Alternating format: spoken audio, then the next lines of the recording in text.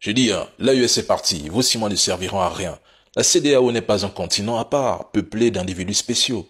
Vous êtes tous des Africains, dont une grande partie quitte son pays pour migrer vers l'Europe en quête d'une vie meilleure. Donc, avec ou sans la CEDEAO, l'AES existe et continuera à vivre. L'AES fait ce qu'elle dit et se construit dans le silence, loin des bruits des affabulateurs et des clameurs. Quand la CEDEAO a été fondée par des putschistes, des militaires que vous critiquez aujourd'hui. Question. Est-ce qu'on a forcé le Mali, le Burkina Faso et le Niger à y adhérer? Mais dès que l'AES décide de s'en retirer, cela devient pour vous une catastrophe, un crime, un affront insupportable. Pourtant, avant cette organisation téléguidée, les populations de la région vivaient ensemble et commerçaient même sans problème. C'est pour ça d'ailleurs que les dirigeants de l'AES ont envoyé un message clair. Notre problème n'est pas avec les populations de la CEDEAO, mais le vrai problème, ce sont vos dirigeants. Point.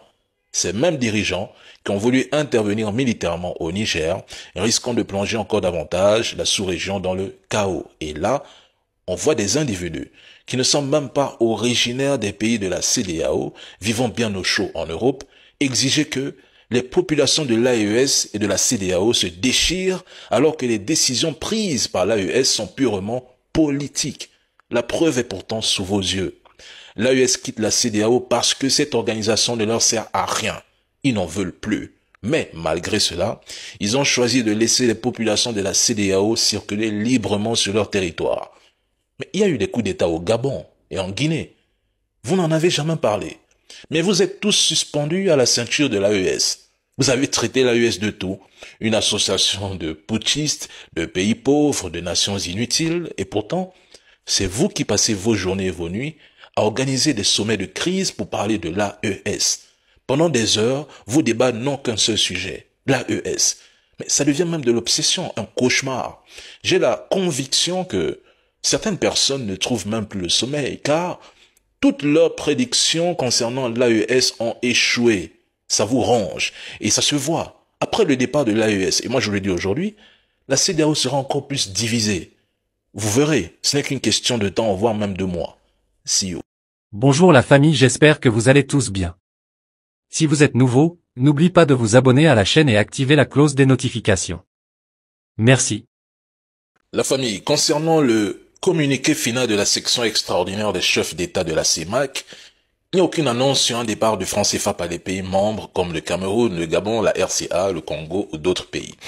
En termes simples, les discussions ont plutôt porté sur le maintien de la stabilité monétaire actuelle. Les chefs d'État ont réaffirmé leur engagement à renforcer l'intégration régionale et la stabilité économique. De manière claire, sans gromologie, ils ont exprimé leur confiance dans le franc CFA.